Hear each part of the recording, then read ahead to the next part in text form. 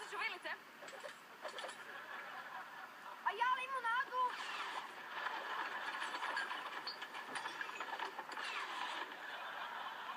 A ja ću pojesti desert. Max, to je za kasnije. Kaže tko? Ja, pusti ga. Kako hoćeš. Torta na zidu. Sad je dosta.